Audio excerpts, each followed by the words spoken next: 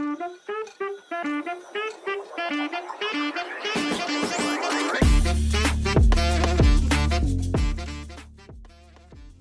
Marisela Chávez is the Executive Director of the Center for the Advancement of Faculty Excellence at Cal Poly Pomona. Her talk is titled Chicana Liberation. I want to talk to you about one of my favorites.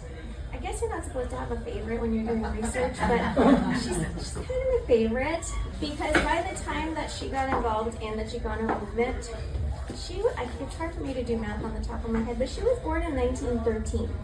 So by the time the Chicana movement comes around in the mid-1960s and through the 70s, she's doing the math, 57 years old.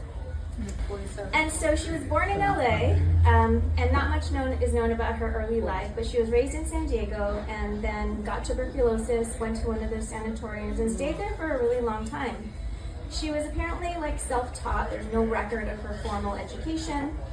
And previous narratives of her story are wrong because they left out a really important part that was sort of rediscovered because of the good old FBI.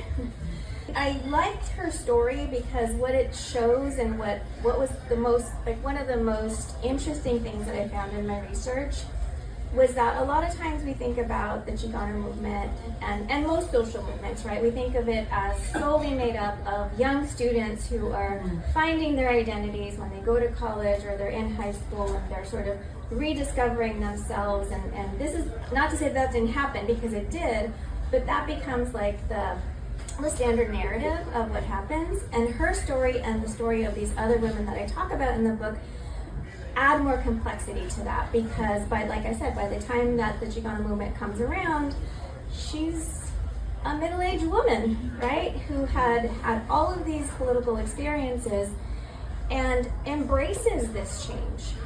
The organization called HOPE, Hispanos Organized for Political Equality, has lots of women who are involved in the Comisión Femenil and founders of that organization as well. And so a lot of what we see now in terms of organizations that focus on Latinas, like California Latinas for Reproductive Justice, for example, has those roots in this kind of Chicana activism of this time. So it has a long legacy in that sense, and it was all the vision of these women who had such incredible experiences in politics that spanned decades, and then brought in other younger women to sort of teach them how to do this political activism. So my timer is going on.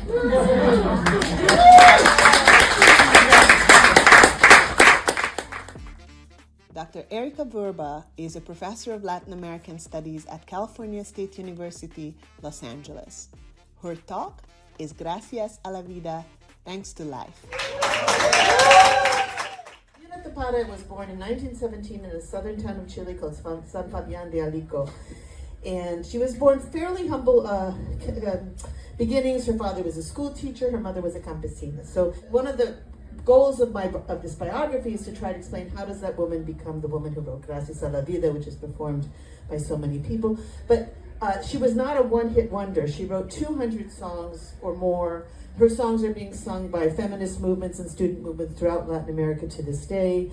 And also she was a visual artist. She was the first Latin American to have a solo show in the Musée des Arts Décoratifs, the Decorative Art Museum in Paris. So one of my stories I really love. She's become a folklorista. She used to sing in bars, sing whatever people were singing, waltzes, tangos, whatever it was, to make a living. And then she has this kind of awakening in the 1950s, and she becomes a folklorista, and she starts collecting all of these traditional songs. And she ends up in Paris as a Chilean folklorista, like a folk singer, right? And in Paris at the time, and around, it's the 1950s, so it's the folk song revival. In the United States, there's a group called the Weavers. They're hitting the top of the charts until they're blacklisted, at which point their whole career just flattens. But they have a whim away, charts. Good night, Irene, top of the charts, right? They're great. And they sing songs from all over the world. That's what folklore, some folk singers did that, right? And she's in France, and the same thing's happening in France. People are singing songs from all over the world. And she's Chilean, and she's representing Chilean folklore. And she gets back to Chile, and she says, well, if they can do it, I can do it. And so she starts performing 3 sets in all of her concerts. She had the Chilean folklore that she collected.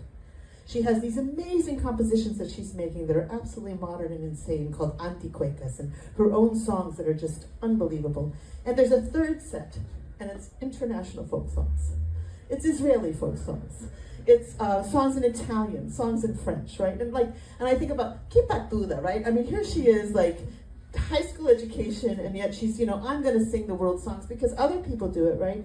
And she has this line in the letter that I really think just completely inverts sort of the sexual hierarchy, and I love this line, and I'm really proud that I think I'm the first person to ever comment on it, even though, it's been published since 2006. But the line says, "I penetrated in him like a needle in a tapestry."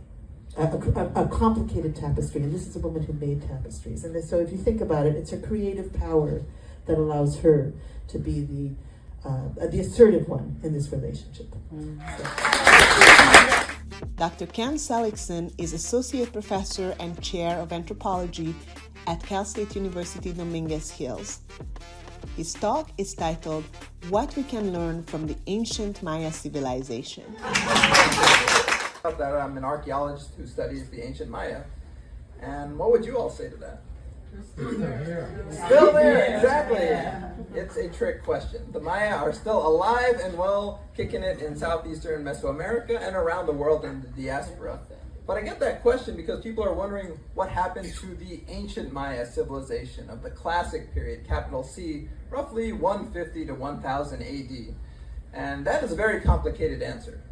There's a lot of things going on there. You might see headlines that say, "Ancient Maya mystery, Maya disappeared." Obviously, that's not true. Misleading, of course. The problem is it's a very complicated answer. It's hard to fit in a headline. Warfare, court intrigue, environmental degradation, climate change, all contributed to the breakdown and transformation of classic Maya society. That's not as catchy as what happened to the Maya. We still don't know. So that's why you see that all over the place. The Maya were living in a very challenging landscape. We're talking about a semi-tropical jungle environment that people had to survive in. They had to cultivate crops, manage the forests, cultivate water resources. Really difficult. And this was going on for 7 centuries, but everyone tends to focus on the end times. That's at least in the popular imagination.